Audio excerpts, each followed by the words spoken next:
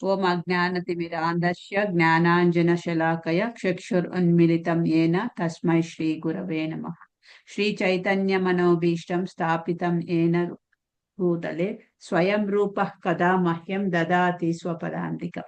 వందేహం శ్రీగురుం శ్రీయుతపదకమలం శ్రీగురున్ వైష్ణవాంచ శ్రీరూపం సాగ్రజాతం సహగణ రఘునాథాన్వితం తం సజీవం సాద్వైతం సావధూతం పరిజన సహితం కృష్ణ చైతన్య దేవం శ్రీ రాధా కృష్ణ పాదాన్ సాగణ లలితా శ్రీ విశాఖాన్వితాంశ.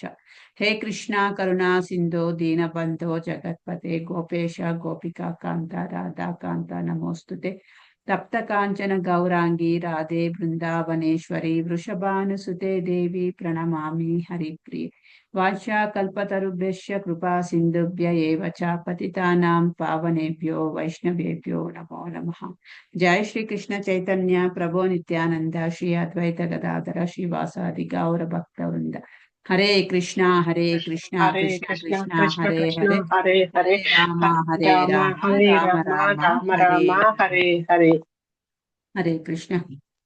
సో ఇంకొక విషయం ఏంటంటే మనము మీకు తెలుసు ప్రతిరోజు ఉదయాన్నే మనకు మార్నింగ్ భాగవత జపా సెషన్ అనేది ఉన్నది అని మీకు అందరికీ తెలుసు. నేను లింక్ పోస్ట్ చేస్తూ ఉన్నాను మీ అందరి గ్రూప్ లో. 4:30 నుంచి 4:30 మనకు మాయాపూర్ ఇస్కాన్ దర్శనం ఉంటుంది. రాధా మాధవ అష్టసఖి దర్శనం ఉంటుంది. ఆ దర్శనం అయిన తర్వాత 4:40 నుంచి జపము స్టార్ట్ అవుతుంది అనమాట. 15 నిమిషాలకు ఒకరు లీడ్ చేస్తూ మనము జపా సెషన్ కంటిన్యూ అవుతుంది 6:10 వరకు. సో 6:10 నుంచి చిన్న భాగవతం క్లాస్ అర్ధగంట. యాక్చువల్ గా భాగవతం అనేది ఒక శ్లోకం తీసుకుంటే అది రోజుల తరబడి కూడా మనం డిస్కస్ చేయొచ్చు. కాకపోతే అందరికీ వీలుగా టచ్ లో ఉండాలి. నిత్యం భాగవత సేవయ అని అంటారు. సో భాగవతుణ్ణి ఎలా మనం సేవ చేసుకోవచ్చు ప్రతిరోజు అని అంటే భాగవత రూపంలో భాగవతాన్ని చదవడము, భాగవతాన్ని వినడము ద్వారా మనము భాగవతంను సేవ చేసుకోవచ్చు అన్నమాట. సో ఒక 6:10 నుంచి 6:40 వరకు అంటే అర్ధగంట పాటు మనకు భాగవతం క్లాసు ఉంటుందన్నమాట. సో 6:40 తర్వాత క్వశ్చన్ అండ్ ఆన్సర్స్ లేకపోతే అనౌన్స్మెంట్స్ ఇవి జరుగుతోంది. ఇది రెగ్యులర్ గా మనం ఉదయం జరుగుతున్న షెడ్యూల్ అన్నమాట. సో ఉదయం ఎవరికైతే కుదరదో జపం జాయిన్ అవ్వడం కుదరకపోయిన వారు డే టైము మేము ఈ జపా సెషన్ కండక్ట్ చేస్తే మీరు అటెండ్ అవ్వడానికి కుదురుతుందా? జస్ట్ మీ ఒపీనియన్ ఏంటి? సో మీ అందరి ఒపీనియన్ తీసుకొని మీ అందరి అభిప్రాయం తీసుకొని డే టైం ఇప్పుడు మాతాజీలు ఉంటారు, హౌస్ వైఫ్స్ ఉంటారు, ఇంట్లోనే ఉంటారు, కానీ వాళ్ళకు జపం చేయాలని ఉంటుంది. ఉదయం అంటే పిల్లలకు హస్బెండ్స్ ఆఫీసులకు వెళ్తూ ఉంటారు, వాళ్ళకు బ్రేక్ఫాస్ట్లు లంచ్లు డబ్బాలు పెట్టడం ఈ హడావిడిలో ఉండొచ్చు. సో తర్వాత 10:30 11 తర్వాత ఫ్రీ అయిపోతాం కదా. హౌస్ వైఫ్స్ అందరము ఫ్రీ అయిపోతాము. బాక్సులు వేయడము, ఆ తర్వాత హస్బెండ్స్ ఆఫీసులకు వెళ్ళిపోవడము, పిల్లలు స్కూళ్ళకు కాలేజీలకు వెళ్ళిపోవడం జరుగుతుంది. అప్పుడు కొంచెం ఫ్రీ టైం దొరుకుతుంది. సో ఆ మధ్యాహ్నం టైంలో మేము జపం క్లాస్ కండక్ట్ చేస్తే జపం చేయడం అనమాట. హరే కృష్ణ మహామంత్రం జపం మాలలు మేబీ ఒక 4 మాలలు అర్ధగంటలో 4 మాలలు చేయొచ్చు. ఒక గంట చేసామనుకోండి 8 మాలలు చేయొచ్చు. సో ఇలాంటి ఆపర్చునిటీ వస్తే మీరు అటెండ్ అవుతారా డే టైము? సో మీ అభిప్రాయం చెప్పండి. అటెండ్ అవుతాం మాతాజీ. నేను అటెండ్ అవుతాను. ఓకే, సో ఇద్దరు అటెండ్ అవుతాం మాతాజీ. అటెండ్ అవుతారు అంటే కాలేజీలో రీసెంట్ గా స్టార్ట్ చేశారా? చేసాం మాతాజీ. ఓహో, జపమాల పైన స్టార్ట్ చేసినారనమాట జపము. చాలా చాలా మంచి పని చేస్తున్నారు. సో అట్లీస్ట్ మనకు జన్మాష్టమి రీసెంట్ గా అయిపోయింది. జన్మాష్టమి అయిపోయి 2 రోజులు అయింది అనమాట. మీరు ఇప్పుడు జపం స్టార్ట్ చేస్తే సో ఈ జన్మాష్టమి నుంచి మీకు కౌంట్ స్టార్ట్ అవుతుంది అనమాట. 2025 జన్మాష్టమి నుంచి నేను హరే కృష్ణ మహామంత్రము మాల పైన చేయడం మొదలు పెట్టాము అనే ఒక గుర్తు పెట్టుకోవచ్చు మీరు. మైలురాయి అని అంటారు కదా తెలుగులో, అలా. సో ఇదే లింక్ పైన మనము స్టార్ట్ చేద్దాము. చూద్దాం ఎంత మాత్రం రెస్పాన్స్ వస్తుందో. మేబీ ఇంకా కొంచెం డిస్కషన్స్ జరుగుతూ ఉన్నాయి. ఆ డిస్కషన్స్ అయిన తర్వాత స్టార్ట్ చేద్దాము ఈ జపా సెషన్. రోజుకొకరు లీడ్ చేయొచ్చు అన్నమాట. మీరు కూడా అన్మ్యూట్ చేసుకొని మీరు ఒక 15 నిమిషాలు మీరు లీడ్ చేయొచ్చు హరే కృష్ణ మహామంత్రం. మీరు మాత్రమే చేస్తున్నది అన్మ్యూట్ లో ఉంటుంది, మిగతా అందరూ కూడా మ్యూట్ లో ఉంటారు. మ్యూట్ లో ఉండి వాళ్ళ స్పీడ్ తో వాళ్ళు చేసుకుంటూ ఉంటారన్నమాట జపము. సో ఈ రకంగా మనము ఈజీగా ఒక అర్ధ గంట కలిసామనుకోండి రోజులో, అర్ధ గంటలో మనం ఈజీగా 4 మాలలు కంప్లీట్ చేయొచ్చు అన్నమాట.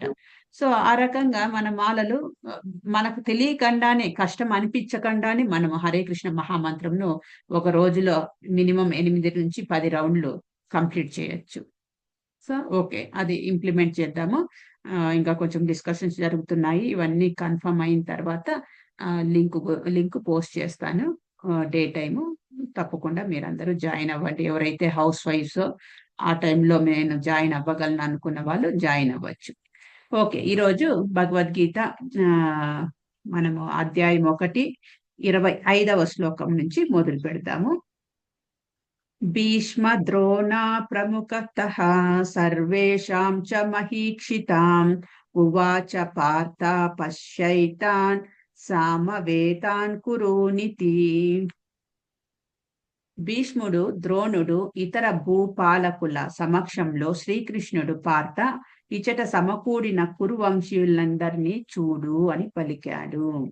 సో సంజయుడు చెప్తున్నాడు. సంజయుడు ఇక్కడ మనకు తెలుసు సందర్భం ఏంటి అనేసి. కురుక్షేత్రము జరుగుతోంది. కురుక్షేత్రంలో కౌరవులు పాండవులు సమావేశమయ్యారు. సో కౌరవులు ఒకవైపు ఉన్నారు, పాండవులు ఒకవైపు ఉన్నారు. అర్జునుడు కృష్ణ రథసారథి అయి ఉన్నాడు. అర్జునుడు ఆ రథం పైన కూర్చొని ఉన్నాడు. ఆ తర్వాత మనకు స్టార్టింగ్ నుంచి మనము కొన్ని సూచనలు చెప్పుకుంటూ ఉన్నాము. ఏంటి, పాండవులకు మాత్రమే విజయం తథ్యము అనడానికి కొన్ని సూచనలు మనము డిస్కస్ చేశాము. అర్జునుని యొక్క రథం పైన కృష్ణుడు ఉండడము, ఆయనను మాధవ అని సంబోధించడము. మాధవ అంటే లక్ష్మీపతి, అంటే అక్కడ విజయము తథ్యము. తర్వాత ఆ రథము అనేది అగ్నిదేవుడు గిఫ్ట్ ఇచ్చినది.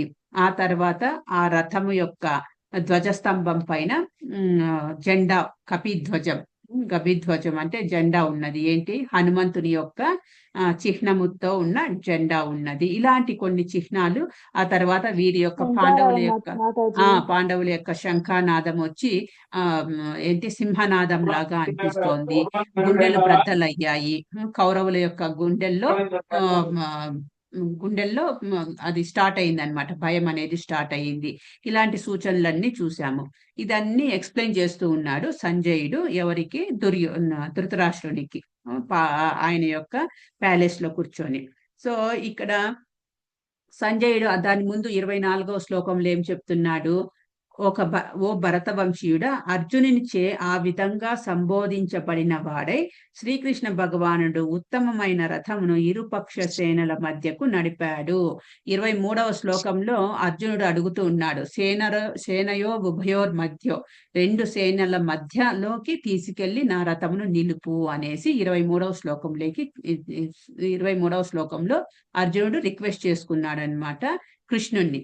సో ఆ ప్రకారంగా కృష్ణుడు ఈ 2 సేనల మధ్యకు తీసుకొచ్చి రథమును స్థాపించాడు అని 24వ శ్లోకంలో సంజయుడు ధృతరాష్ట్రునికి చెప్తున్నాడు. తర్వాత 25వ శ్లోకంలో కూడా ఏమంటున్నాడు, భీష్ముడు, ద్రోణుడు, ఇతర భూపాలకుల సమక్షంలో శ్రీకృష్ణుడు పార్థ, ఇచట సమకూడిన కురువంశీయులందరినీ చూడు అని పలికాడు. సో ఇది కృష్ణ అర్జునునికి చెప్తున్నట్టు. పార్థ, ఈ భీష్ముడు, ద్రోణుడు వీళ్ళందరూ కూడా కురువంశీయులు, వీళ్ళందరూ కూడా ఇక్కడ సమకూరినారు చూడు అనేసి అర్జునుడిని సంబోధిస్తూ కృష్ణుడు చెప్పాడు అని చెప్తున్నారనమాట. ఇక్కడ భాష్యంలో ఏం చెప్తున్నారు ప్రభుపాదుల వారు, సకల జీవులలోని పరమాత్మునిగా శ్రీకృష్ణుడు అర్జునుని మనస్సులో ఏం జరుగుతున్నదో తెలుసుకోగలిగాడు. సో మనకందరికీ తెలుసు, ఆత్మ పక్కలోనే పరమాత్మ రూపంలో భగవంతుడు కూర్చొని ఉంటాడు. సో ప్రతి ఒక్కరి హృదయంలో కూడా భగవంతుడు ఉంటాడు కాబట్టి ప్రతి ఒక్కరి హృదయంలో, ప్రతి ఒక్కరి మనసులో ఏం జరుగుతోంది, ఆ మనసులో ఏమనుకుంటున్నారు, ఎవరు దేని గురించి ఆలోచిస్తున్నారు. ఇప్పుడు చూడండి, మనకంతటి ఇది లేదు, అంతటి శక్తి లేదు. మనం మనసులోకి వెళ్ళి మనసును చదివే అంత శక్తి లేదు. ఇప్పుడు మనమందరము కూడా ఇక్కడ క్లాస్ లో నాకు తెలిసి నా కంటి ముందర మీరందరూ క్లాసులు అటెండ్ అవుతున్నట్టు నేను చూస్తూ ఉన్నాను. కానీ మీ మనసులో ఏం పరిగెడుతోంది, మీ మనసులో దేని గురించి ఆలోచిస్తున్నారు అనేది నాకు తెలియదు. కానీ భగవంతుడు పరమాత్మ కాబట్టి ఆయనకు ప్రతి ఒక్కరి మనసులో, ఒక మనుషులు మాత్రమే అని కాదు, ప్రతి ఒక్క జీవి మనసులో కూడా ఏమి జరుగుతోంది అనేది ఆయన తెలుసుకోగలడు అనమాట. కుక్క మనసులో ఏముంది, తర్వాత ఇక్కడ ఎగురుతున్న దోమ మనసులో ఏమనుకుంటోంది, చీమ మనసులో ఏమనుకుంటోంది, తర్వాత మాలతి మాతాజీ మనసులో ఏమనుకుంటోంది, ఇదంతా కూడా భగవంతుడు తెలుసుకోగలడు అనమాట. కానీ మనకు అది అవకాశం ఆ శక్తి లేదు. సో ఇక్కడ ఏం చెప్తున్నాడు, కృష్ణుడు అర్జునుని యొక్క మనస్సును చదువుతున్నాడు.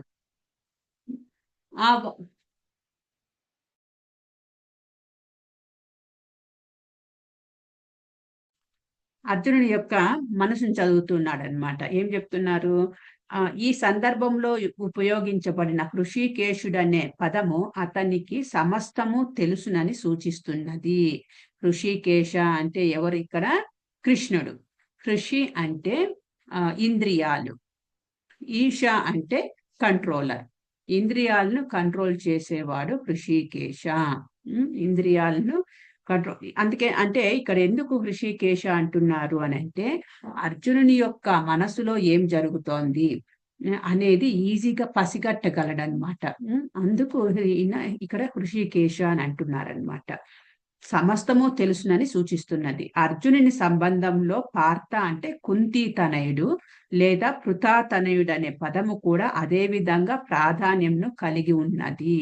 ఇక్కడ మనము ప్రతి ఒక్క శ్లోకంలో కూడా ఆ శ్లోకానికి ఆ పదము ఎందుకు వచ్చింది, ఆ పేరు ఎందుకు పెడుతున్నారు అనేది మనం వివరిస్తూ ఉన్నాము.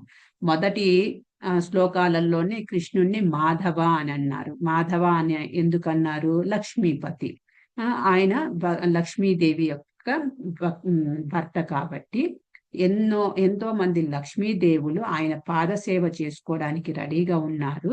అలాంటి లక్ష్మీపతి అయిన మాధవుడు పాండవుల వైపు ఉంటే పాండవులకే విజయము, పాండవులకు పరాజయం అనేది ఉండదు అని అక్కడ డిస్కస్ చేశాము.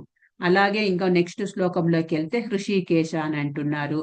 ఆ నెక్స్ట్ శ్లోకంలోకి వెళ్తే అర్జునుడిని గూఢాకేశ అని అంటున్నారు. సో ఇవన్నీ మనం డిస్కస్ చేస్తున్నాం. ఇక్కడ కూడా మనకు అర్జునుడిని ఏమని సంబోధిస్తున్నారు? కృష్ణుడు పార్థ అని సంబోధిస్తున్నారు.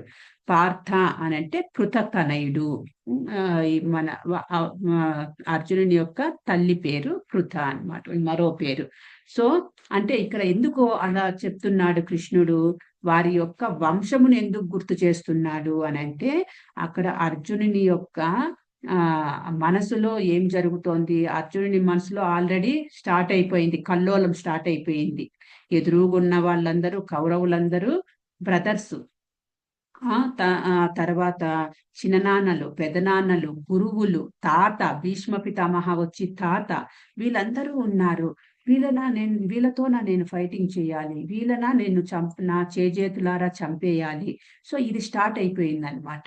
అందుకు ఎక్కడ మనసు మార్చుకుంటాడో అనేసి కృష్ణుడు ఏం చెప్తున్నాడు, వారి యొక్క పూర్వపరాలన్నీ మొదలు పెట్టాడనమాట. నీ వంశము ఇలాంటిది అని గుర్తు చేయడానికి ఆయన ఇక్కడ పార్థ, పృథతనయుడివి నీవు అనేది ఇక్కడ గుర్తు చేస్తున్నాడు కృష్ణుడు. పృథ తన తండ్రి అయిన వసుదేవుని సోదరి తనయుడు కాబట్టే రథసారథిగా కావడానికి తాను అంగీకరించానని శ్రీకృష్ణుడు మిత్రునిగా అర్జునునికి చెప్పగోరాడు. ఇక కురువంశీయులను చూడు అని అర్జునునితో పలకడంలో శ్రీకృష్ణుని ఉద్దేశం ఏమిటి? అక్కడే ఆగిపోయి యుద్ధం చేయవద్దని అర్జునుడు అనుకున్నాడా ఏమిటి? తన మేనత్త కృతకుమారుని నుండి అటువంటి విషయాలను శ్రీకృష్ణుడు ఏనాడు ఊహించలేదు. ఈ విధంగా అర్జునుని మనస్సును శ్రీకృష్ణుడు స్నేహపూరిత హాస్య ధోరణిలో ముందుగానే చెప్పాడు. సో నువ్వు మార్చుకోనేవు, నువ్వు మనసు మార్చుకోనేవు, నీ వంశం ఇలాంటిది, నీ పూర్వపరాలు ఇలాంటివి, నీ వంశము చూసి నువ్వు నాకు బంధువుడు అవుతావు కాబట్టి నేను నీకు రథసారథిగా వచ్చాను అర్జున, నువ్వు ఇక్కడితో ఆగిపోవద్దు, నీ మనసు మార్చుకోవద్దు అన్నట్టు ఇక్కడ అర్జునుడికి చెప్తున్నాడు కృష్ణుడు. నెక్స్ట్ 26వ శ్లోకం చూద్దాము. తత్రాపశ్య స్థితాన్ పార్థ పితॄనథా పితామహాన్ ఆచార్యాన్ మాతులాన్ భాతృన్ పుత్రాన్ పౌత్రాన్ సఖింస్తథా స్వశురాన్ సుహృతశ్చైవ సేనయోరుభయోరపి. ఇరు పక్షాల సేనల మధ్య అర్జునుడు అక్కడ తండ్రులను, తాతలను, గురువులను, మేనమాములను, సోదరులను, పుత్రులను, మనుములను, మిత్రులను, అలాగే తన మామలను, శ్రేయోభిలాసులను చూశాడు. చూడండి, ప్రతి ఒక్కరూ కూడా అక్కడ బంధువులే అవుతున్నారనమాట. ఇరు పక్షాల సేనల మధ్య అర్జునుడు తండ్రులను, తాతలను, తండ్రులు అంటే చిన్నాన్న, పెదనాన్న, వాళ్ళు కూడా తండ్రి కింద లెక్క అవుతుంది కదా. తండ్రులు, తాతలు, గురువులు, మేనమామలు, సోదరులు, బ్రదర్స్, పుత్రులు. బ్రదర్స్ పిల్లలు ఏమవుతారు మనకు కూడా, వీళ్ళకు కూడా. ఇప్పుడు అర్జున్ కజిన్ బ్రదర్ ఎవరైనా ఉన్నారనుకోండి, అర్జున్ కజిన్ బ్రదర్ కొడుకు ఈయనకు కూడా కొడుకే అవుతాడు. సోదరులు, పుత్రులు, మనవలు, మిత్రులు, అలాగే తన మామలు, శ్రేయోభిలాసులు, వీళ్ళందరూ ఉన్నారనమాట. సో భాష్యంలో ఏం చెప్తున్నారు ప్రభుపాదుల వారు? రణరంగములో అర్జునుడు నానా రకాల బంధువులను చూశాడు. తన తండ్రికి సమకాలీకులైన భూరిశ్రవుని వంటి వారిని, తాతలైన భీష్ముడు, సోమదత్తులను, ద్రోణాచార్యుడు, కృపాచార్యుని వంటి గురువులను, శల్యుడు, శకుని వంటి మేనమాములను, దుర్యోధనుని వంటి సోదరులను, లక్ష్మణుని వంటి పుత్రులను, అశ్వత్థామ వంటి మిత్రులను, కృతవర్మ వంటి శ్రేయోభిలాషులను అతడు చూశాడు. పలువురు మిత్రులతో కూడి ఉన్న సేనలను కూడా అతడు గాంచగలిగాడు. సో వీళ్ళందరినీ కూడా ఆయన గమనించాడనమాట అర్జునుడు. తనతో ఫైటింగ్ చేయడానికి వీళ్ళందరూ నిలబడి ఉన్నారు. కౌరవుల వైపు, కౌరవ సైన్యం వైపు వీళ్ళందరూ నిలబడి ఉన్నారు. సో అక్కడందరూ బంధువులు గుర్తొస్తున్నారనమాట ఆయనకు. 27వ శ్లోకం ఏంటి? తాన్ సమీక్ష్య స కౌంతేయ సర్వాన్ బంధూనవస్థితాన్ కృపయా పరయా విష్టో విషీదన్నిధమబ్రవీత్. ఆ నానా రకాల బంధుమిత్రులను చూసినప్పుడు కుంతి పుత్రుడైన అర్జునుడు కరుణకు లోనై ఈ విధంగా పలికాడు. సో ఇక్కడ ఆయనకు కరుణ అనేది వచ్చేసింది, కంపాషన్. అర్జునుడు ఫైటింగ్ చెయ్యను అని అంటాడనమాట. ఆ ఫైటింగ్ చెయ్యను అనడానికి కారణాలు మనకు ఇప్పుడు స్టార్ట్ అవుతాయి. ఏ శ్లోకం నుంచి ఒక్క నిమిషం చెప్తాను మీకు, ఆ డివిజన్ కూడా చెప్తాను. మనం మొదట్లో చెప్పుకున్నాం కదా, సెక్షన్ వైజ్ ఉంటుంది అనేసి.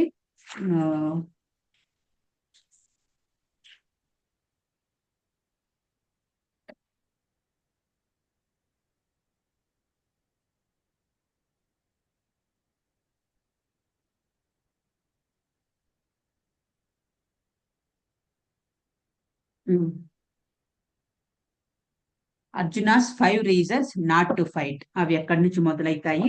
28 నుంచి. నెక్స్ట్ శ్లోకమే మనది అయిపోయింది, 27 ఎండ్ అయిపోయింది. సో 28 నుంచి 46 వరకు రాసుకోండి. 1.28 నుంచి 1.46 వరకు ఈ మధ్య శ్లోకాలలో ఏం డిస్కస్ చేశారు అని అంటే, Arjuna's 5 reasons not to fight. 5 కారణాలు, అర్జునుని యొక్క 5 కారణాలు ఏంటి, దేనికి కారణాలు? యుద్ధం చెయ్యను అంటాడనమాట. దానికి కారణాలు, యుద్ధము చేయకపోవడానికి 5 కారణాలు చెప్తున్నాడు అర్జునుడు ఈ శ్లోకాలలో. వాటిలో సబ్సెక్షన్ ఏంటంటే, ఒకటి కంపాషన్ అంటే కరుణ. 5 కారణాలు అని చెప్పుకున్నాం కదా, అందులో మొదటి కారణం చెప్తున్నాడు ఏంటి, కరుణ. కరుణతో కూడిన ఉన్న రీజన్ చెప్తున్నాడు అనమాట. కారణం ఏంటది, 1.28 నుంచి 30 వరకు ఆయన యొక్క కరుణ చూస్తున్నాము. 28వ శ్లోకం నుంచి 30వ శ్లోకం వరకు అర్జునుని యొక్క కరుణ చూస్తున్నాము. రెండవ అదే నెక్స్ట్ కారణం ఏం చెప్తున్నాడు, ఎంజాయ్మెంట్. నేను ఎంజాయ్ చేయలేను కదా అన్నట్టు చెప్తున్నాడు అనమాట. ఆ కారణం చెప్తున్నాడు. ఆ కారణాలు ఎక్కడ కవర్ చేస్తున్నారు, 31 నుంచి 35వ శ్లోకం వరకు ఎంజాయ్మెంట్ అనే కారణం చెప్తున్నాడు. నేను ఎంజాయ్ చేయలేను, యుద్ధం చేస్తే నేను ఎంజాయ్ చేయలేను అని చెప్తున్నాడు అనమాట. 31 నుంచి 35వ శ్లోకాలు. నెక్స్ట్ 3వ కారణం ఏంటి, ఫియర్ ఆఫ్ సిన్ఫుల్ రియాక్షన్స్, పాప భీతి. నాకు పాపం వస్తుంది కదా అని అర్జునుడు అంటున్నాడు అనమాట. సో ఆ కారణం ఎందులో కవర్ చేశారు, 36 నుంచి 38వ శ్లోకాలలో అర్జునుడు చెప్తున్న 3వ కారణము మనము చూడొచ్చు అనమాట.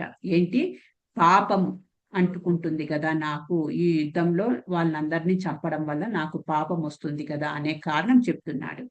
4వ కారణం ఏంటి, డిస్ట్రక్షన్ ఆఫ్ ఫ్యామిలీ ట్రెడిషన్స్, సాంప్రదాయాలు మట్టి కలిసిపోతాయి కదా అని అంటున్నాడు. ఫ్యామిలీ ట్రెడిషన్స్, సాంప్రదాయాలు వస్తున్నాయి, ఏ సాంప్రదాయాలు మట్టి కలిసిపోతాయి ఈ యుద్ధం వల్ల, చనిపోవడం వల్ల అని. ఆ కారణము ఏ శ్లోకాలలో ఉంది, 39 నుంచి 43 శ్లోకాలలో ఆ కారణం, 4వ కారణం చెప్తున్నాడు అనమాట. నెక్స్ట్ 5వ కారణం ఏంటి, ఇన్డెసిషన్ అంటే డెసిషన్ తీసుకోలేకపోతున్నాడు. డెసిషన్ అంటే ఏంటి, నిర్ణయం తీసుకోలేకపోతున్నాడు. అది ఎక్కడ తెలుస్తుంది మనకు, 2వ చాప్టర్కి వెళ్ళిపోతుంది అనమాట. 2వ చాప్టర్ 6వ శ్లోకంలో డెసిషన్ తీసుకోలేకపోతున్నాడు అర్జునుడు. ఆ రీజన్స్ 5 రీజన్స్ కవర్ చేశారనమాట. ఇప్పుడు చెప్పండి, ఎవరైనా అన్మ్యూట్ చేసుకొని, మొదటి కారణం ఏంటి, యుద్ధం నేను చెయ్యను అనడానికి అర్జునుడు, రెండవ కారణము మూడవ కారణము పాపం వస్తుంది, 4వ కారణము, సాంప్రదాయాలు 5వ కారణము నిర్ణయం నిర్ణయం తీసుకోలేక కన్ఫ్యూజన్ లో ఉన్నాడనమాట. సో చెప్పండి మాతాజీ. నిర్ణయం తీసుకోలేకపోవడానికి అది ఏ శ్లోకం, ఎన్నో శ్లోకం నుంచి ఎన్నో శ్లోకం వరకు మాతాజీ? అది 2.6వ శ్లోకం అంతే, 2వ అధ్యాయంకి వెళ్ళిపోయింది. 2వ అధ్యాయము 6వ శ్లోకంలో ఆయన కన్ఫ్యూజన్ స్టేట్ అనేది మనకు అర్థమైపోతుంది అనమాట. 43తో ఎండ్ వరకు మాతాజీ. 2వ అధ్యాయము 6వ శ్లోకంలో ఆయన ఆ కారణం చెప్తున్నాడు. నిర్ణయం తీసుకోలేకపోతున్నాను కృష్ణ నేను అనే కారణం చెప్తున్నాడు అనమాట. 2వ అధ్యాయము 6వ శ్లోకం అంతే, ఒక శ్లోకమే ఆ కారణం ఉండేది. సో అలా 5 కారణాలు చెప్తున్నారు. ఆ 5 కారణాలలో ఇప్పుడు 28 నుంచి 30 వరకు మనకు ఏంటి, అర్జునుడికి ఏ కారణం, అది కంపాషన్, కరుణ అనేది చూస్తున్నాం అనమాట. చూద్దాం. అర్జున ఉవాచ దృష్టేమం స్వజనం కృష్ణం యుయుష్యం సముపస్థితం సీదంతి మమ గాత్రాని ముఖం చ పరిశుష్యతి. అర్జునుడు పలికాడు, కృష్ణ, ఇంతటి యుద్ధోత్సాహంతో నా ముందు నిలిచిన మిత్రులను, బంధువులను చూసి నా దేహ అంగాలు కంపిస్తున్నాయి, నోరు ఎండిపోతున్నది. సో ఇక్కడ స్టార్ట్ అయిపోయింది అనమాట ఆయన యొక్క ఇవి లక్షణాలు, దేహంలో లక్షణాలు, చేంజెస్. మనకు ఏదైనా చాలా భయం కలిగినప్పుడు, చాలా సంతోషం ఉన్నప్పుడు కొన్ని లక్షణాలు మనం కూడా మన దేహంలో మనం చూడొచ్చు అనమాట. చాలా భయం ఉన్నప్పుడు ఏంటంటే మనం ఏదో మాట్లాడాలనుకుంటాము, కానీ మాట పెగలదు నోట్లో ఇచ్చి. ఇన్ కేసు మాట పెగిలినా పేలగా, అదేదో భయంతో అసలు మాట బావిలోంచి వస్తున్నట్టు ఉంటుందన్నమాట. ఆ గొంతు, కీచు గొంతు గాని ఇలాంటి లక్షణాలు. సో ఇక్కడ అర్జునుడు తన యొక్క దేహాంగాలు కంపిస్తున్నాయి, నోరు ఎండిపోతోంది, డ్రై అయిపోతుంది. మనకు ఎప్పుడైనా భయం, పక్కన మనం వెళ్తూ ఉన్నాము, సడన్ గా పాము వచ్చింది అనుకోండి, అప్పుడు ఎలా ఉంటుంది మనకు? సో అరవల్లనుకుంటాము, అరవలేము, నోరంతా ఎండిపోతుంది భయంతో. ఇన్ కేస్ మాట్లాడినా కూడా తత్తరపాటు అనేది వస్తుంది. అలాంటివన్నీ ఉంటాయి కదా. అలా ఇక్కడ కూడా అర్జునుడికి అలాంటి లక్షణాలు కనిపిస్తూ ఉన్నాయి. తర్వాత ఇక్కడ భాష్యంలో చెప్తున్నారు ప్రభుపాదుల వారు, ఏం చెప్తున్నారు? స్వజనం అని అంటున్నారు. అర్జునుడు శ్లోకంలో చూడండి, దృష్టేమం స్వజనం. స్వజనం అంటే మన జనము. మనము మొదటి అధ్యాయము మొదటి శ్లోకంలో, మనము ఈ అధ్యాయంలో మొదటి శ్లోకంలో ఆయన పేరేం పేరు? ధృతరాష్ట్ర ఉవాచ. ధృతరాష్ట్ర ఉవాచలో ఏం అబ్జర్వ్ చేశాము? ధర్మక్షేత్రే కురుక్షేత్రే సామవేద యుయుత్సవ మామక పాండవ శైవ అని అంటున్నారు. అంటే నా పుత్రులు, మామక నా పుత్రులు, పాండవుని యొక్క పుత్రులు. అంటే అక్కడ ఏంటి, ఆయన వేరు చేసి మాట్లాడుతున్నాడు కదా. మనకు బాగా క్లియర్ గా అర్థమవుతోంది. నా పుత్రులు, పాండవుని పుత్రులు అంటే వారిద్దరు బ్రదర్సే. ఆ పాండవుల పుత్రులు కూడా వీళ్ళకు ఈయనకు ధృతరాష్ట్రునికి ఒక రకంగా కొడుకులే, బిడ్డలే అవుతారనమాట. కానీ అక్కడ వేరు చేసి మాట్లాడుతున్నారు. అది వాళ్ళ మెంటాలిటీ, కౌరవుల మెంటాలిటీ. కానీ ఇక్కడ అర్జునుడు ఏం చెప్తున్నాడు? స్వజనం అని అంటున్నాడు. మన జనము, మన అని ఆయన కలుపుకుంటున్నాడు అనమాట. ఆ బంధుత్వాన్ని కలుపుకుంటున్నాడు. స్వజనం, వీళ్ళందరూ కూడా, ఇక్కడున్న వాళ్ళందరూ కూడా మన మనుషులు కదా, నా బంధువులు కదా, నా నా చిన్నాన్నలు, నా అదేంటి కజిన్ బ్రదర్స్, నా గురువులు, నా తాత, నా మామలు, అట్లా స్వజనం అని అనుకుంటున్నాడు అనమాట. భాష్యం చూస్తాము. భగవంతుని పట్ల నిష్కపటమైన భక్తి కలిగిన ఏ మనిషి అయినా దైవీ పురుషులలో లేదా దేవతలలో గోచరించే సమస్త సద్గుణాలను కలిగి ఉంటాడు. సో ఏమని చెప్తున్నారు? భగవంతుని పట్ల నిష్కపటమైన భక్తి. సో ఆ ఒక్క లక్షణము మనము అర్జునుడిలో మనం చూడొచ్చు అనమాట. భగవంతుడు కృష్ణుడి పట్ల నిష్కపటమైన, ఎలాంటి సెల్ఫిష్ లేకుండా, ఎలాంటి కపటము అనేది లేకుండా భగవంతుని పైన భక్తి ఉంది, స్నేహము ఉంది, దాస్యము ఉంది. దాసునిలాగా కూడా చేయడానికి రెడీగా ఉన్నాడు. అలాంటి భక్తి కలిగిన వారికి భగవంతుని దైవీ పురుషులలో లేదా దేవతల్లో గోచరించే సమస్త సద్గుణాలు కలిగి ఉంటాడు. సో ఎవరైతే భగవంతుని పైన నిష్కపటమైన భక్తి ఉన్నదో అలాంటి భక్తులలో కూడా దేవీ దేవతలలో ఉండే లక్షణాలు, దైవీ లక్షణాలు చూడొచ్చు, దైవీ లక్షణాలు కనిపిస్తాయి అని అంటున్నారనమాట. అలాంటి లక్షణాలు కలిగి ఉంటాడు. కాగా అభక్తుడు విద్యా సంస్కృతులలో ఎంతటి ఉన్నతమైన లౌకిక యోగ్యతలను కలిగి ఉన్నప్పటికీ దైవీ గుణాలు లోపించి ఉంటాడు. సో అభక్తులు, ఎవరైతే భగవంతుని భక్తులు కాదో, వాళ్ళు ఎంతటి పెద్ద చదువులు చదివినప్పటికీ కూడా దైవీ గుణం అనేది ఉండదు, అసుర గుణాలు ఉంటాయి అని చెప్తున్నారనమాట. తమలో తామే యుద్ధం చేయడానికి సిద్ధపడిన జ్ఞాతులను, స్నేహితులను, బంధువులను యుద్ధ రంగంలో చూడగానే అర్జునుడు ఒక్క మారుగా వారి పట్ల కృపాపూర్ణుడయ్యాడు. చూడండి, అక్కడ కరుణ అనేది వచ్చేసింది ఒక్కసారిగా. స్నేహితులు, బంధువులు, వీళ్ళందరినీ చూసేటప్పటికి తన సైనికుల పట్ల అతడు మొదటి నుండే దయాభావంతో ఉన్నాడు. కానీ ప్రతిపక్ష సైనికులకు ఆసన్నమైన మృత్యువును చూసి వారి పట్ల కూడా అతడు కృపాభావాన్ని పొందాడు. ఆ విధంగా ఆలోచిస్తున్నప్పుడు అతని దేహాంగాలు కంపించాయి, నోరు ఎండిపోయింది. వారందరి యుద్ధోత్సాహాన్ని చూసి అతడు దాదాపు పూర్తిగా ఆశ్చర్యచకితుడయ్యాడు. దాదాపు రాజవంశమంతా, అంటే అర్జునుని రక్త సంబంధీకులు అందరూ అతనితో యుద్ధం చేయడానికి వచ్చారు. అర్జునుని వంటి భక్తుడిని ఈ విషయమే ఉద్విగ్నతకు గురి చేసింది. ఇక్కడ పేర్కొనబడినప్పటికీ అర్జునుని దేహాంగాలు కంపించడము, నోరు ఎండిపోవడమే కాకుండా కరుణతో అతడు రోధిస్తున్నాడని కూడా ఎవరైనా సులభంగా ఊహించుకోగలరు. అర్జునిలో అటువంటి లక్షణాలు బలహీనత వలన కాక అతని మృదు హృదయం వలననే కలిగాయి. సో అర్జునుడు అలా ఏడవడము, ఏడుపు గొంతు రావడము, దేహము కంపించడము, నోరు ఎండిపోవడము, ఇవన్నీ కూడా ఆ అసహాయ స్థితి వల్ల కాదు. నేను ఓడిపోతానేమో అనే భయంతో కాదు, కరుణతో, బలహీనతతో అయితే కాదు.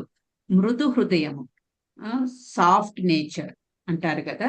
అయ్యో వీళ్ళందరూ కూడా చనిపోతారా రేపు రోజున అంటే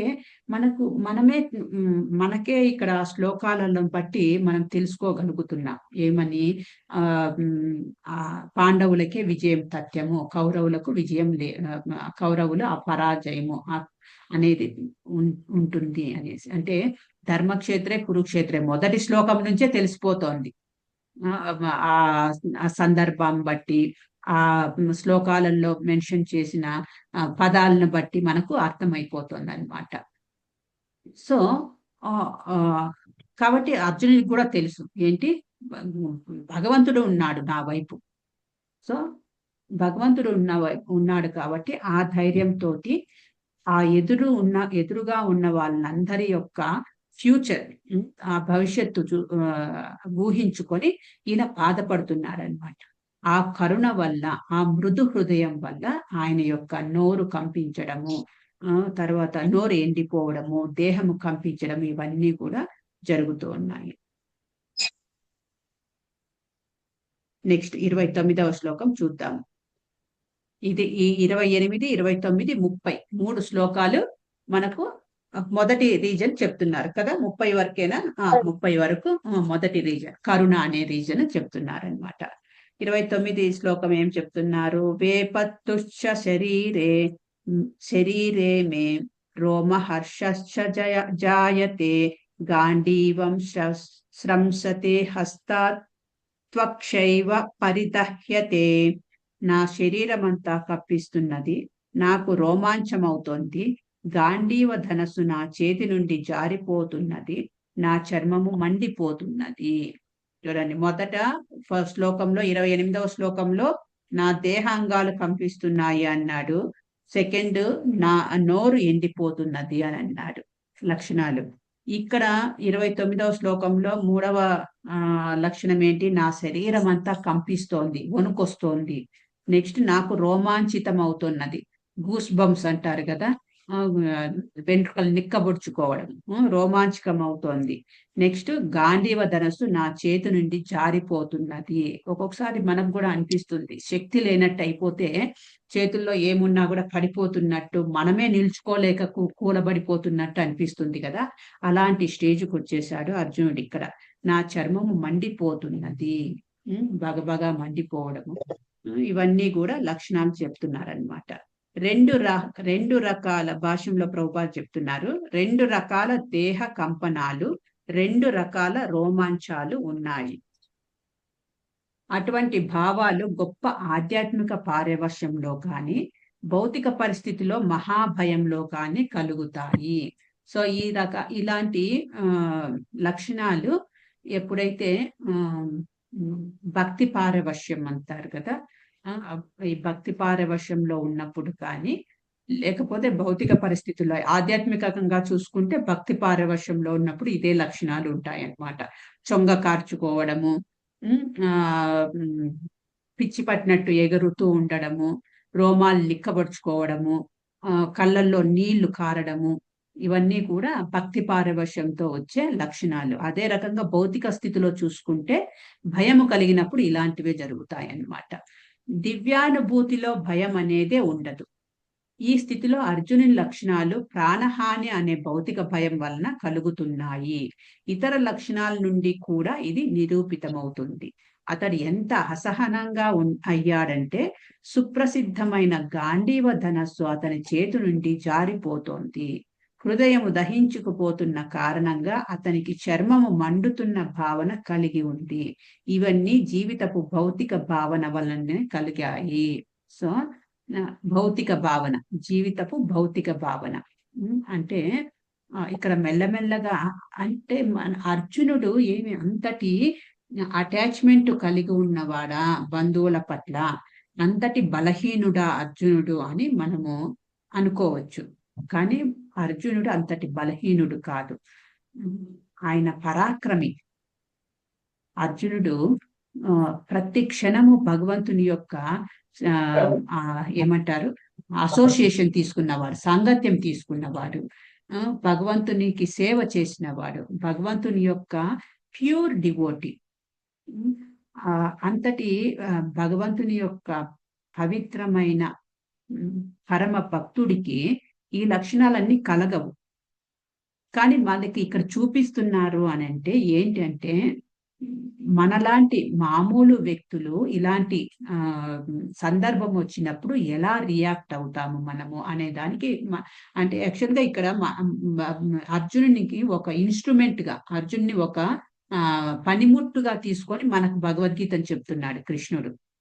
అర్జునుడు ఏమి ఇవన్నీ ఏంటి అంతటి నిస్సహాయ స్థితుడైతే కాదు, అంతటి భయస్థుడైతే కాదు, అంతటి డెసిషన్ తీసుకోలేకపోతున్నాడా అంటే కాదు. సో అర్జునుడు అనే ఒక వ్యక్తిని పెట్టుకొని మనందరికీ కూడా కృష్ణుడు ఈ భగవద్గీతను బోధిస్తున్నాడు అనమాట.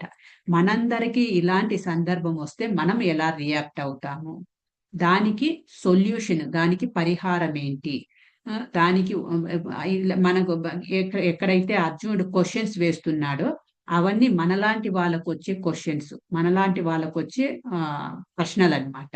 ఆ ప్రశ్నలకు జవాబు, ఉత్తరము భగవంతుడు ఏమిస్తున్నాడు, ఇదే భగవద్గీతలో ఉన్నది. సో అర్జునుడు అనే ఒక వ్యక్తిని పెట్టుకున్నాడు మనకు బోధించడానికి కృష్ణుడు. సో అర్జునుని ద్వారా మనకున్న క్వశ్చన్లు అడుగుతున్నాము, కృష్ణుడు అర్జునుని ద్వారా తన ఆన్సర్లు మనకు చెప్తున్నాడు అనమాట.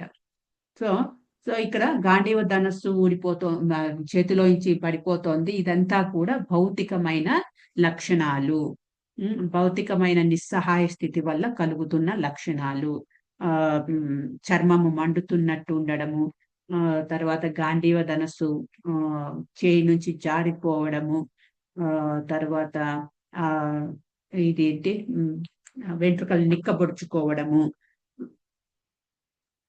శరీరం అంతా కంపించడము, ఇవన్నీ కూడా నిస్సహాయ స్థితిలో ఉన్నప్పుడు కలిగేవి లక్షణాలు. అంత మాత్రం చేత మనము అర్జునుడిని తక్కువ అంచనా వేయకూడదు. అది మనసులో, అది మాత్రం పెట్టుకోండి మనసులో. తర్వాత 30వ శ్లోకంలో ఏం చెప్తున్నాడు, నచ శక్నోమ్యవస్థాతుం భ్రమతీవ చ మే మనః నిమిత్తాని చ పశ్యామి విపరీతాని కేశవ. 7వ సూచనలు. ఇప్పుడు నేను ఇక్కడ ఏమాత్రము నిలబడలేకపోతున్నాను. లక్షణాలు, 7వ లక్షణం ఏంటి, ఆయన నిలబడలేకపోతున్నాడు అనమాట. అంటే నిస్సత్తు అయిపోయింది దేహంలో, నన్ను నేనే మర్చిపోతున్నాను, నా మనస్సు గిర్రున తిరుగుతున్నది. ఓ కృష్ణ కేసి సంహారి, నేను కేవలము విపరీతాలనే చూస్తున్నాను. కేసి సంహారి ఎందుకు చెప్తున్నారు, కేశవ అంటే కేసి సంహారి. ఎందుకు కేసి సంహారి అని అంటున్నారు అని అంటే, ఇక్కడ మనకు ప్రభుపాదుల వారు భాష్యంలో చెప్తున్నారు చూడండి. సో ప్రభుపాదుల వారు భాష్యంలో మనకు డీటెయిల్డ్ గా క్లియర్ గా అర్థమయ్యేలాగా మనకు ప్రభుపాద భాష్యం అనేది లేకపోతే చాలా చాలా కష్టం మనం అర్థం చేసుకోవడం ఈ భగవద్గీత. సో ఇక్కడ చూడండి, ఈ శ్లోకంలో కేశవ ఎందుకు పెట్టారు అనేది చెప్తున్నారు. కేసి సంహార, నేను కేవలం విపరీతాలనే చూస్తున్నాను అంటే తన యొక్క మనసులో ఆయన విపరీతాలు చూస్తున్నాడు. కేశవ అంటే కేసి అనే ఒక రాక్షసుని చంపినవాడు కేశవ. ఎవరు? కృష్ణ. సో ఇక్కడ అర్జునుడు ఎందుకు ఆ కేశవ అనే పదమును, ఆ నేమ్ ఏమంటారు, ఆ నామమును, ఆ పేరుని ఎందుకు చెప్తున్నాడు కృష్ణునికి, ఎందుకు అది గుర్తు చేస్తున్నాడు అని అంటే, నువ్వు కేశి అనే ఒక రాక్షసుని చంపావు కదా, అందుకే నీకు కేశవ అని పేరు వచ్చింది. ఇక్కడ నా మనసులో కూడా రాక్షసులు ఉన్నారు. ఏంటి ఆ రాక్షసులు? ఇలాంటి విపరీతాలు, ఎలా ఏమంటారు నిలబడలేకపోవడము, నన్ను నేను మర్చిపోవడము, నా మనసు గిర్రున తిరుగుతూ ఉండడము, నిస్సహాయ స్థితి అయిపోవడము, నిక్కబొడుచుకోవడము. సో ఇలాంటివి అన్ని కలుగుతున్నాయి. ఇలాంటి రాక్షసం ఏమంటారు మనస్సు అలా అయిపోతోంది, నాకు ఒక రాక్షసునిలాగా అయిపోతుంది. నన్ను కూడా నా మనసులో ఉన్న ఇలాంటి అసుర లక్షణాలను నువ్వు చంపేయి. ఎలా అయితే కేశిని నువ్వు చంపేసి కేశవ అయినావో, అలాగే నా మనసులో ఉన్న అసుర లక్షణాలను నువ్వు నన్ను చంపేయి అని దానికోసం ఇక్కడ కేశవ అని అంటున్నాడు అనమాట. భాష్యంలో ఏం చెప్తున్నారో చూద్దాం ప్రభుపాదుల వారు. అసహనం వలన అర్జునుడు యుద్ధరంగంలో నిలబడడానికి అసక్తుడయ్యాడు.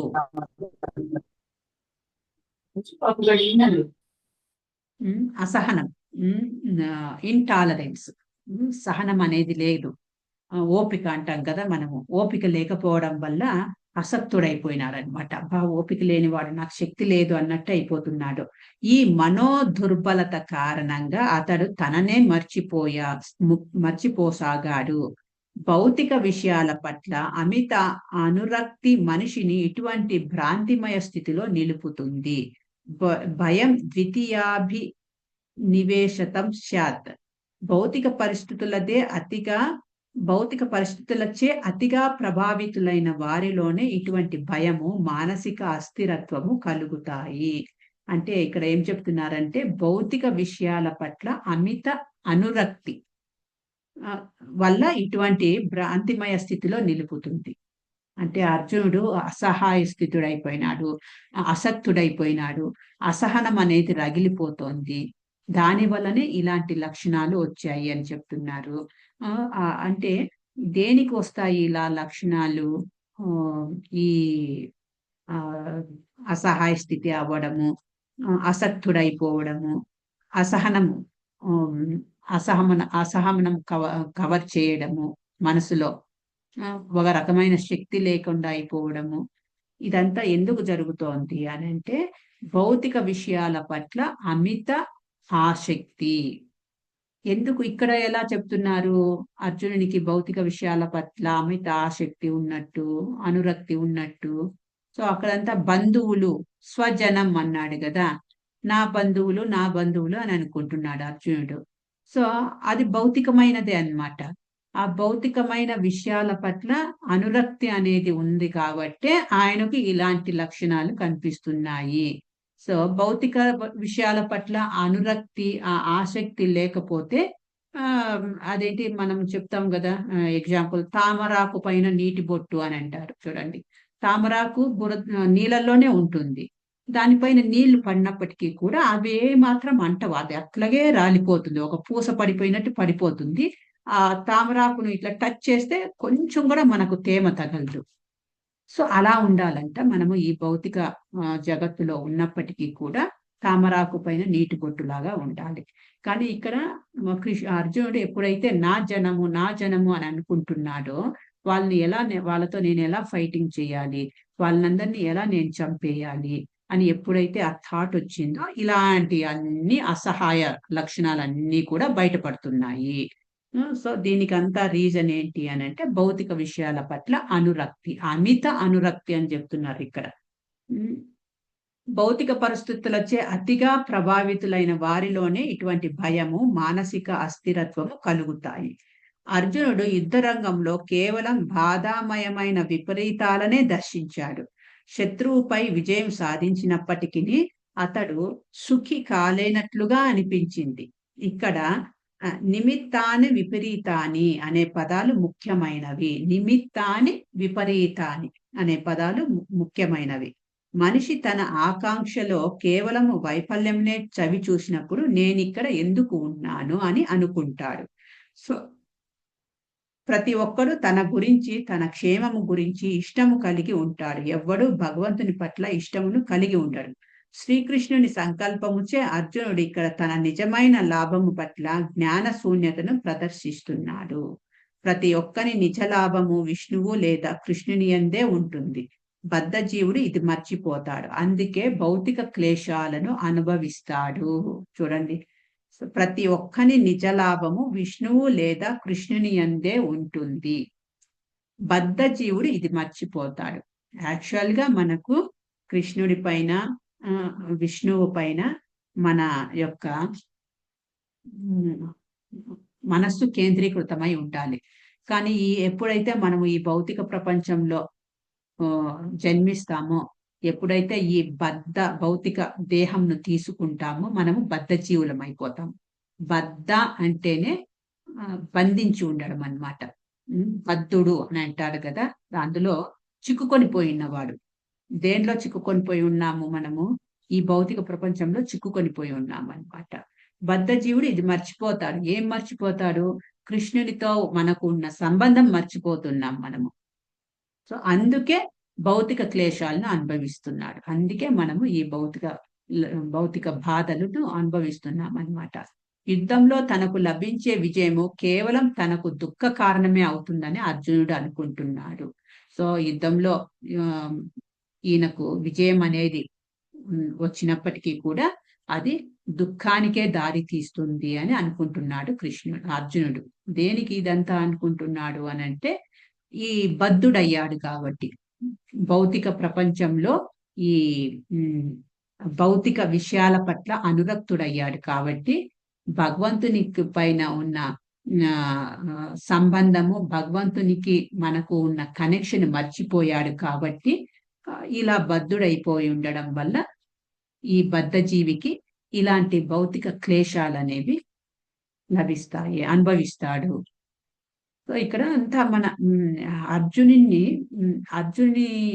సిచ్యుయేషన్ ఎలా ఉంది అంటే, మనము యాక్చువల్ గా అర్జునుని ప్లేస్ లో ఉన్నాము.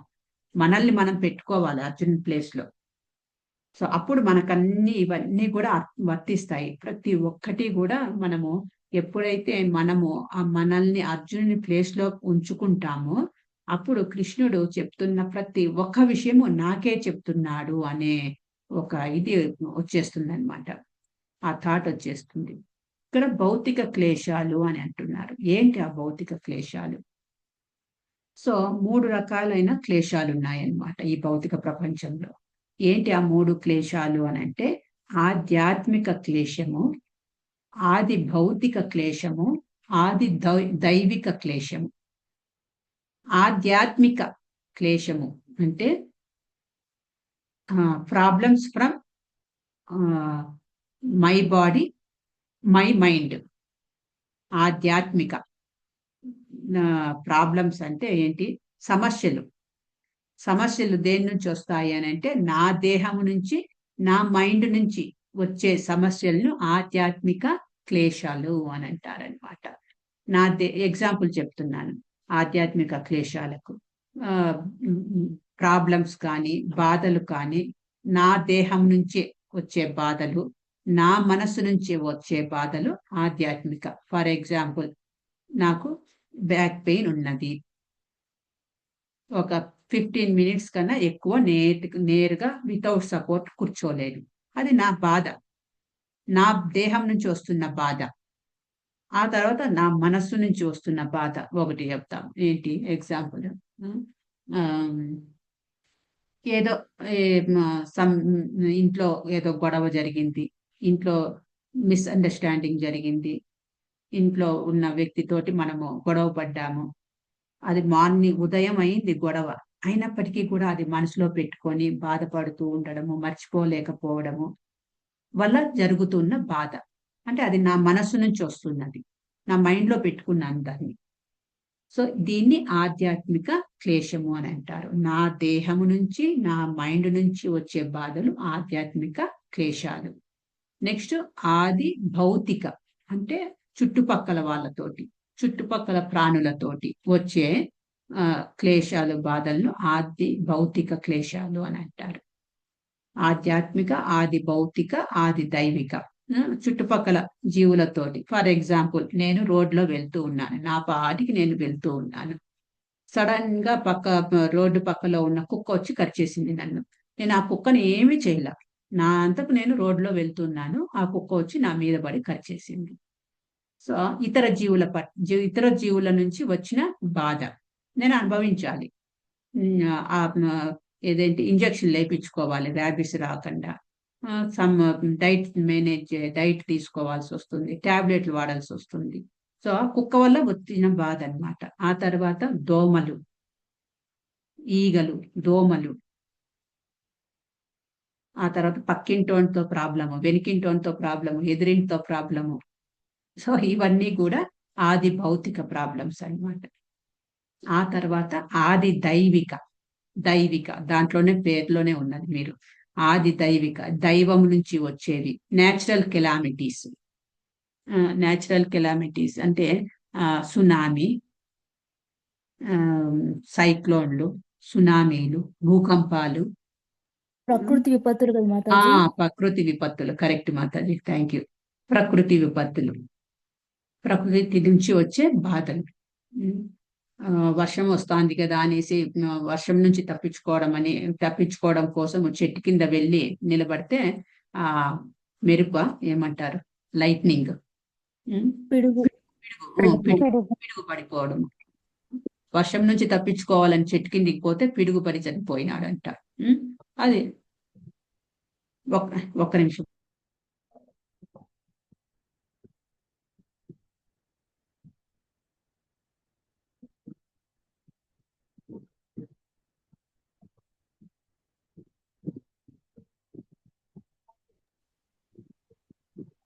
సో ఆది దైవిక ప్రాబ్లమ్స్, ప్రకృతి విపత్తులు. ఇప్పుడు ఉన్నది అదే ఉంది సార్. ఎక్కడ చూసినా ఏమంటారు, ఫుల్ విపరీతమైన వర్షాలు పడుతున్నాయి. బెంగళూరు మొత్తం ఐస్ ఏమంటారు, ఫ్రిడ్జ్ లాగా తయారైపోయింది మా బెంగళూరు. ఎక్కడ చేయి పెట్టినా కాలు పెట్టినా చల్లగా. సో ఇవి అన్నమాట ఆధ్యాత్మిక, ఆది భౌతిక, ఆది దైవిక క్లేశాలు.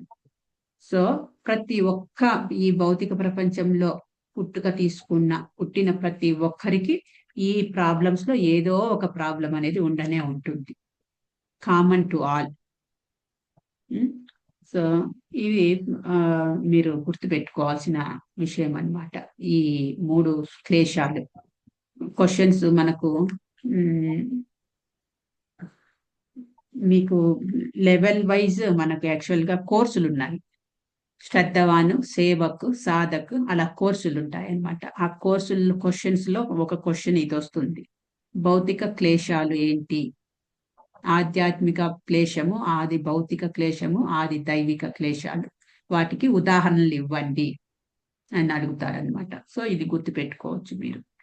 ఓకే, 7:30 అయింది, ఇక్కడికి స్టాప్ చేద్దాము. నెక్స్ట్ ఇంకొక క్లాస్ ఉన్నది ఇదే లింక్ తోటి. సో నెక్స్ట్ మరి గురువారము